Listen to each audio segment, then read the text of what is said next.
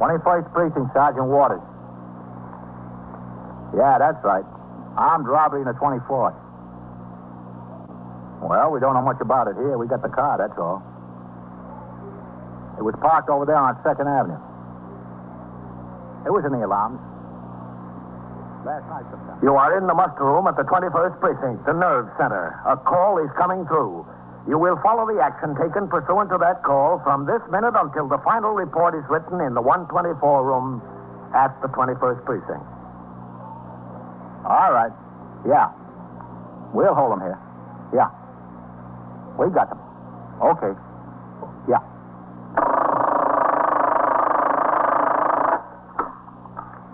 "21st Precinct. It's just lines on a map of the city of New York.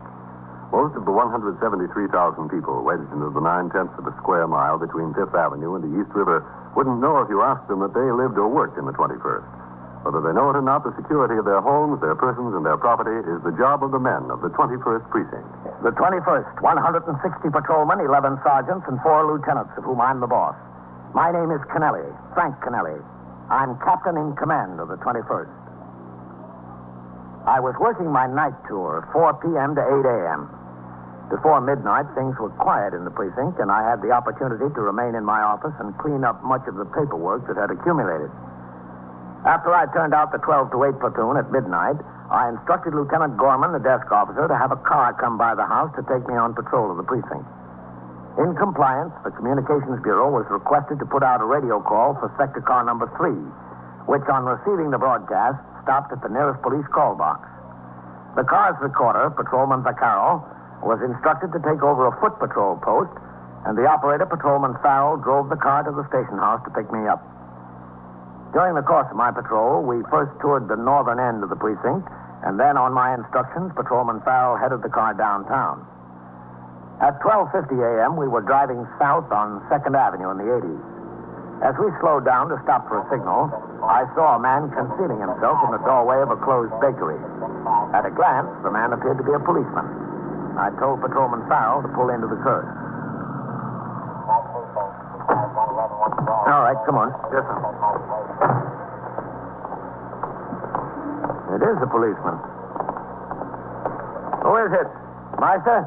Yes, sir, Meister. What are you doing in there? See that Ford parked down there, Captain? Yeah? What do you say, Meister? Oh, hi, Phil. Well, what about the car? I saw it in the alarms before the turnout, Captain. It's wanted in connection with the armed robbery of a liquor store up on Upper Broadway. When was this? In the evening before midnight sometime, Captain. I didn't make a particular note of the exact time, only the description of the car. Farrell. Yes, sir? Take your car and pull it around the next corner there. Okay, Captain. And wait there. Yes. Did you ring in with it, Meister? Yes, I did, Captain. The lieutenant said stay here and keep my eyes on it. He's notifying the detectives. What did the alarm say? Did you give the registration numbers? No, only the last 2 numbers, Captain. 80. It said a 1950 or 51 Ford, 2-door, black, right rear fender dented and taillight smashed. Oh, that fits all right. Yes, sir. When I spotted the car, I felt the hood. The motor was still warm. Anything inside of it? The doors were locked, Captain. I put my light in it, and I didn't see anything. Did Lieutenant Gorman say the detectives were on their way? And he said just to wait here for them, sir. Okay. Good work, Meister. Thank you, Captain. We better stay back in the door. Yes, sir. You, don't know anything more about this robbery? What time it was or where? No, sir. I read that alarm along with the others that were on the board and put the description in my book. I think it was uptown on Broadway, a liquor store. That's the only thing I recall for sure.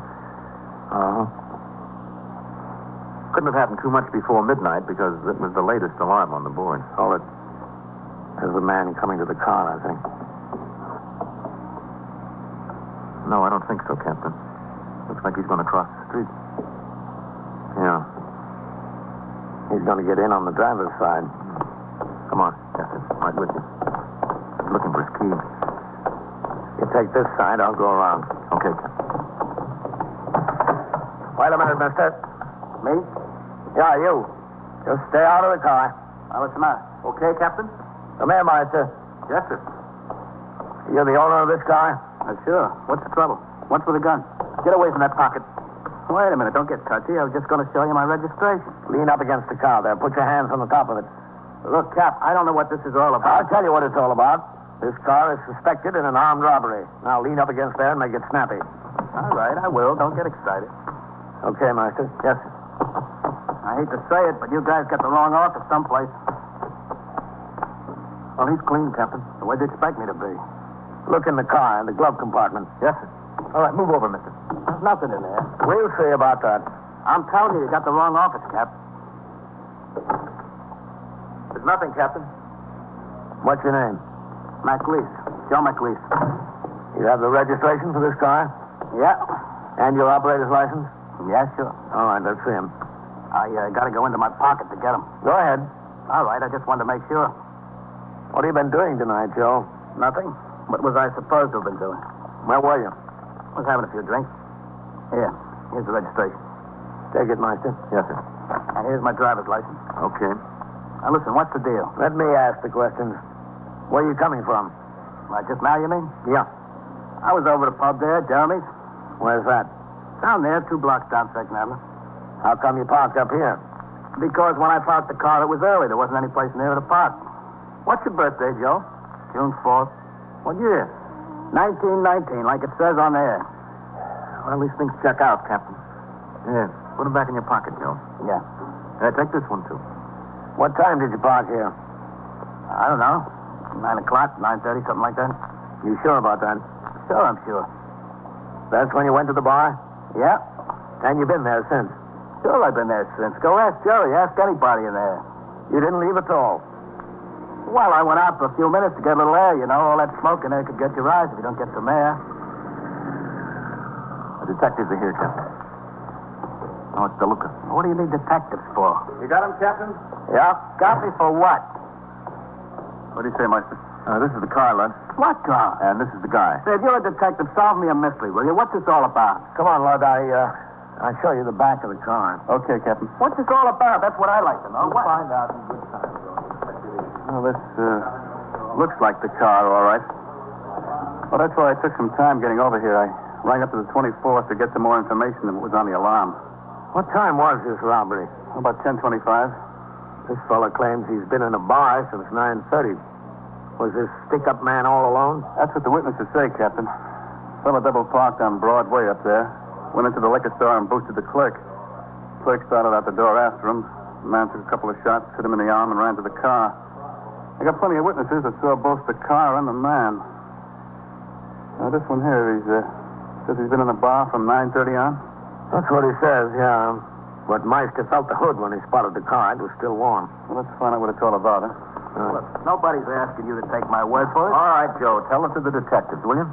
I'm asking you, just go in the bar and ask Jerry, that's all. Ask any of the guys in there. They'll tell you I was sitting at the bar there. They'll even tell you the flavor of the beer I was drinking. Ever been arrested, Joe? What's that got to do with now? When was the last time you were arrested? Last time I wasn't arrested. They had me in because they wanted to talk to me about something. Oh, who was that? Downtown, down 9th Precinct. What they want to talk to you about? Who knows? Who knows what they want to talk to you about? Somebody did something. When was this? Like around Christmas. Ever do any time, Joe? Sure, I did some time. There's no secret about that. For what? It was what they call grand larceny. That's got nothing to do with this. What are you going to do? Hold it against me every little thing because I did a bit once? It don't mean I was into this thing. No, it doesn't, Joe, but you got to admit it sure drops the odds. The suspect and his automobile were taken to the station house, and I walked around the corner where Patrolman Farrell was waiting in sector car number 3 to continue on patrol of the precinct. At the station house, Patrolman Meister took the suspect upstairs to the 21st Detective Squad office to await arrival of detectives from the 24th precinct in which the armed robbery had occurred. In the meantime, Detective DeLuca drove to the bar and grill where Joe McLeese said he spent the entire evening. It was now nearly 1:30 in the morning, and business had tapered off. As DeLuca walked into the place, there was only one patron at the bar. Down at the far end, the bartender had a morning tabloid spread open to the sports page. What do you say? Hi. I'm a detective. Oh, yeah. Yeah, I thought you looked familiar. You came over here and talked to me a couple of months ago. Some guy claimed he got rolled by a babe in here? Yeah, that's right. Hey, what happened to that guy? Did he ever get his money back? Well, he was married, and he didn't want to press it too hard. Got weak in the knees as soon as he thought he might have to appear in court. He should have thought of that before he picked up this dish. Yeah, that's right. I ain't seen her around here anymore. What's your name again? DeLuca. Oh, yeah, DeLuca. How about something? No, thanks. Look, you know a fella called Joe McLeese? Joe McLeese. Yeah. Gary. Hey, all right. Excuse me, business before pleasure. Yeah, sure, go ahead. Same? Yeah.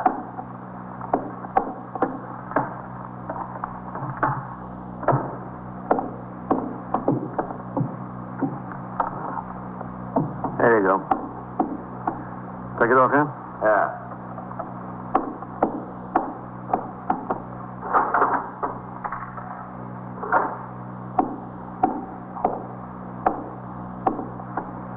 Joe McLeese. Yeah, he's a fellow about my height, about 35 years old.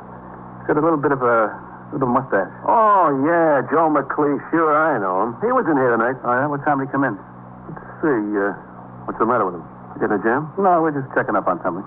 Oh, well, let's see. I had the basketball game on. It goes on about 9:30. I think he was in here when it began, yeah. Mm-hmm. He was having a discussion with Quinny about the starting lineups. Quinny was saying the Knicks would be better off if they started so-and-so. Joe didn't think so. How long did he stay? Well, he stood through the whole game at least. Mm-hmm. Yeah, they had a couple of bets going on between them, Joe and Quinny and one or two of the other guys. He didn't move. What time was the game over? Well, let's see. It was after 11 o'clock. Yeah, a couple of minutes after, because when the game was over, one of the fellows said, switch over to the 11 o'clock news and let's see what the Russians are doing.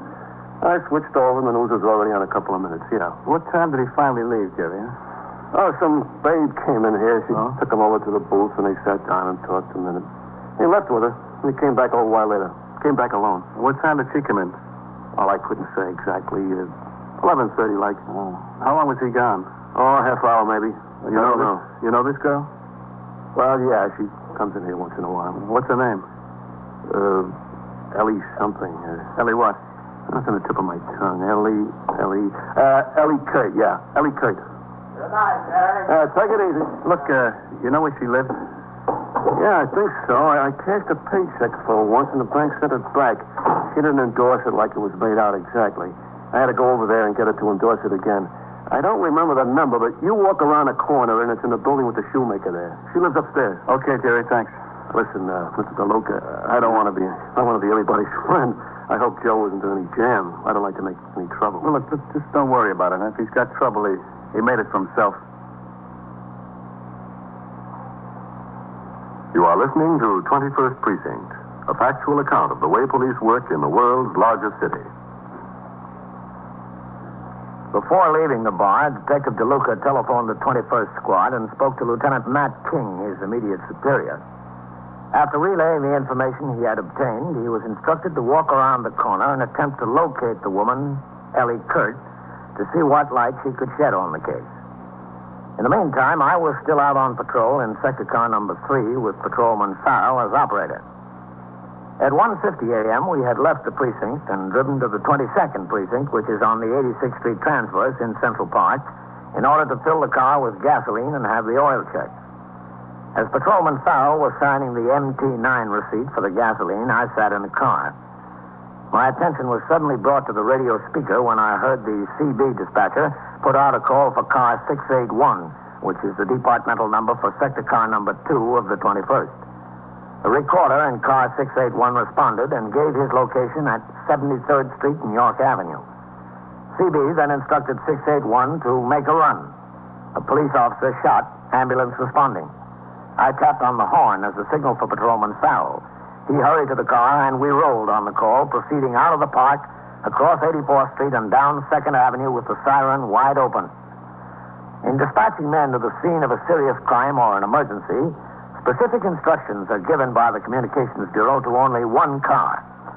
In addition, however, the sergeant's car and all other departmental vehicles within a radius of 5 blocks must respond irrespective of sector, precinct, or division boundary lines.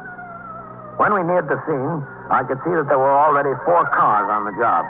Sector cars 1 and 2 from the 21st, a car from the traffic precinct C, and the sergeant's car. All right, give him a hand on the sidewalk here, pal. Yes, sir. Come on. Sergeant. Sergeant Waters? Oh, Captain. What is it? Who shot? It's not a policeman, Captain. Oh? DeLuca sent a civilian to call in. He got it a little mixed up. Well, who is shot? All right, Coley. Keep the sidewalk clean here, will you?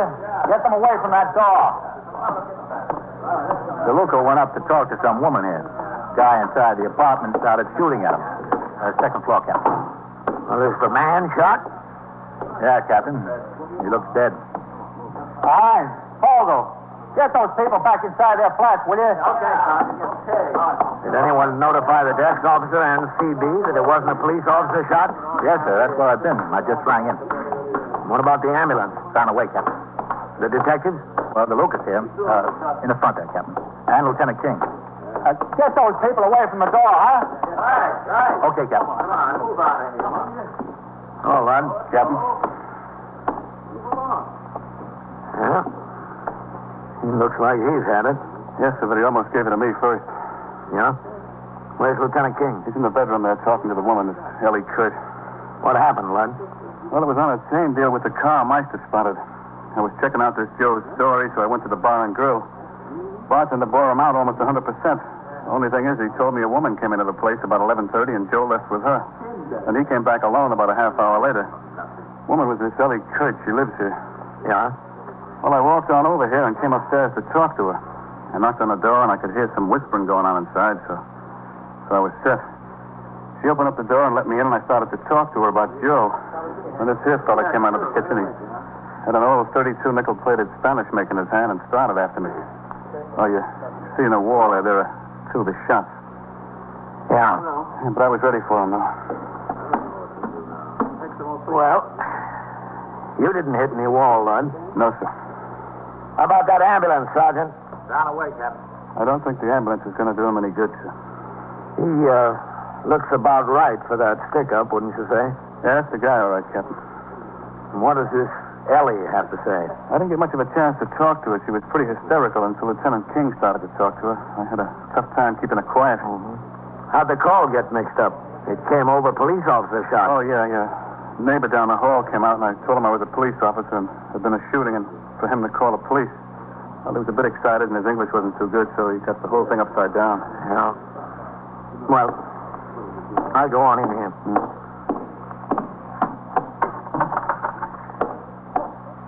What can Matt? I do? Come in, Captain. I didn't know anything about him. How should I know anything about him? You certainly knew about him tonight, I didn't you? found out about him tonight, but what can I do? I couldn't do anything. Captain, this is Ellie Kurt. Hello?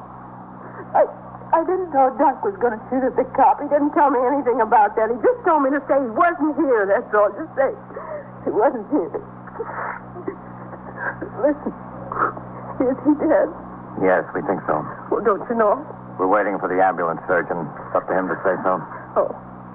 He really was not a bad fellow. I didn't think he was very bad till tonight. All right, now what happened? Well, he was here and there was somebody knocking at the door. I don't mean start there. I mean start earlier tonight. Oh. From the time Dunk got here. Well, you see, we had this date. He was supposed to be here at 9 o'clock. We were going to go downtown and have some pizza and beer. You know, that's what he told me we were going to do. What time did he show up? Well, it wasn't until about 11 o'clock. And, boy, I was mad. I almost didn't let him in. He told me it wasn't his fault. He couldn't help it and everything like that. Stood out there knocking on the door, and I said, if you're 2 hours late, you might as well not come at all, if that's as reliable as you can be. I was really sore. But you let him in. Well, he begged me to open up. He said he couldn't help being late because he was in a jam, a real jam. The way he was talking, I could see he wasn't lying about that, so I let him in. What did he tell you? Well, he said he borrowed this car from a friend of his, a fellow named Joe something, McLeese. Did you know him, Joe? Oh, yeah, I met him. I met him a couple of times. Anyway, Dunk said he borrowed Joe's car tonight, and he got in some trouble, and I asked him if he had a wreck. He said, no, it wasn't anything like that. And he told me to go down to the bar there, to Jeremy's, you know the place that's around there on 2nd Avenue? Yeah, we know. And he asked me to go down there and find Joe and tell him to come up here to the house. Well, I said, okay, but what's it all about? And Dunk told me what I don't know wouldn't hurt me. Just go find Joe. What time was that? Oh, I don't know. It was about 11:30 or something like that. You went down to the bar. Yeah. Did you find Joe? Yeah, he was sitting there. I told him Dunk was at my house and wanted to see him, and right away Joe thought Dunk wrecked the car. I said, no, it wasn't anything like that, but he was in a jam. So we come back here together, Joe and me. What did Dunk tell Joe? Well, first, Dunk told me to get in the bedroom so they could talk, and I said, listen, whose house is this anyway? But Dunk said he had something private to talk over to Joe, and so I came on in here. But you heard what they were talking about. Yeah, after it started to get loud. What they talking about? Well, you see, Dunk had told Joe he wanted to borrow the car to go pick up a vacuum cleaner or something like that he bought for his mother, and Joe lent him the car if he'd fill it up with gas. Anyway, Dunk told Joe instead of picking up the vacuum cleaner, he used the car in a stick-up, and there was some shooting and all that. Did you hear where the stick-up was? No, I didn't, but I'm telling you, my heart sunk right down to the floor. I didn't know Dunk was mixed up in anything like that. You know, I didn't think he was no perfect angel, but I had no idea there was anything like stick-ups with him. Well, what did Joe have to say? Well, I'm telling you, he was plenty burned up. He was really mad at Dunk for taking the car under false pretenses like that and putting a lot of heat on it. He was steaming. Then why did Dunk tell him anything? Why didn't he just return the car? Well, to tell you the truth, he was a little bit worried that someone saw the car and got the license numbers and all that. So he told Joe if anyone came asking any questions for Joe not to say anything about Dunk borrowing the car. What did Joe say to that? Well, he told Dunk he was out of his mind. I can see his reasoning. Then Dunk said he didn't think anyone saw the license number, but he just wanted to make sure, and Joe said he was crazy. If the cops came in, what was he going to tell them? Well, how'd they settle it? Oh, they settled it all right. How? Well, they were arguing back and forth, and finally Joe says to Dunk, how much did you get? And Dunk says, how much did I get and what? And from the boosting, Joe says. So Dunk told him $180. So Joe says, all right, give me half. I won't say anything. Well, Dunk didn't want to go for that, but in the end he did. He gave him half. You overheard all of this? Well, they were screaming so loud I couldn't help it. I couldn't sit in here and twiddle my thumbs, could I? Then Joe left. Yeah. Where'd he go? I don't know. He just left.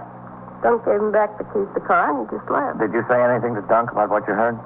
Are you kidding? You think I wanted to get involved in something like a stick-up? Not me. Dunk stayed here.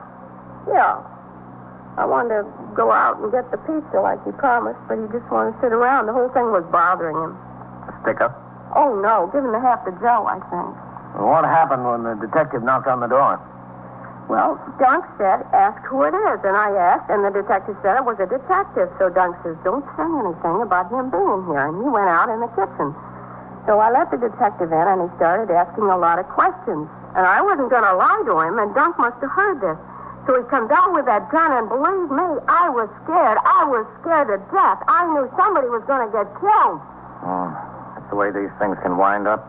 Somebody getting killed. You know it, and I was afraid it was going to be me. Within a few minutes, an ambulance from Metropolitan Hospital arrived at the scene, and the ambulance surgeon pronounced Dunk Sipton DOA. Pursuant to the manual of procedure, the medical examiner was notified. So were the homicide squad and the district attorney's office. It is not the province of the police department to pass judgment, only to investigate and present the facts. The death of a human being at the hands of another is always homicide. And it's up to other authorities to say whether a homicide is justifiable, excusable, or felonious. It was not until after 3 o'clock that I was able to return to the station house. I walked around the desk to sign the blotter. Lieutenant Gorman, the desk officer, told me that detectives of the 24th Squad had arrived at the station house to talk to Joe McLeese. When they came into the muster room, he informed them of the shooting, and they drove directly to the scene. Patrolman Meister was still upstairs in the 21st Squad office with his prisoner, and I went up to talk to him. All the detectives on duty were out on the job. Patrolman Meister and Joe were alone in the room. Hello, Captain. Meister? Listen, how long are you going to keep me sitting here? All right, Joe, all right. Well, look, I got some rights. We all got rights.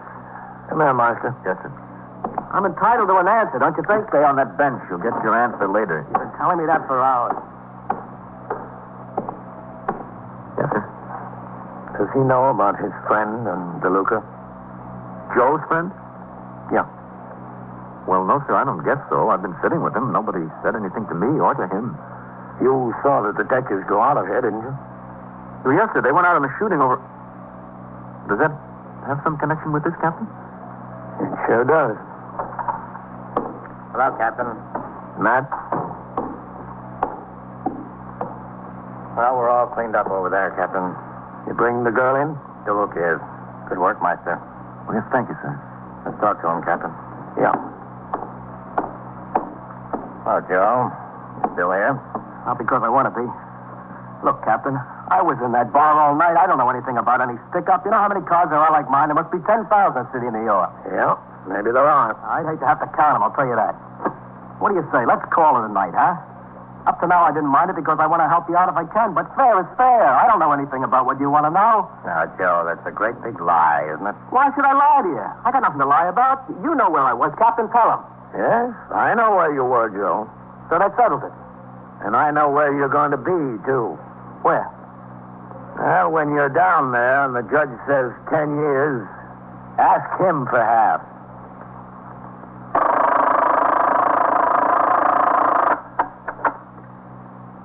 21st Precinct, Sergeant Waters. Yeah? A shooting? Where? At the museum or near the museum? Who's doing the shooting? Well, are the police officers there? Now, where is it exactly? And so it goes. Around the clock, through the week, every day, every year. A police precinct in the city of New York is a flesh and blood merry-go-round. Anyone can catch the brass ring, or the brass ring can catch anyone. 21st Precinct, a factual account of the way the police work in the world's largest city, is presented with the official cooperation of the Patrolmen's Benevolent Association, an organization of more than 20,000 members of the Police Department, City of New York. Everett Sloan in the role of Captain Kennelly, Ken Lynch as Lieutenant King, Harold Stone as Sergeant Waters. Featured in tonight's cast were Eileen Palmer, John Larkin, Frank Moss, John Sylvester, and Frank Campanella. Written and directed by Stanley Niss. Art Hannah speaking.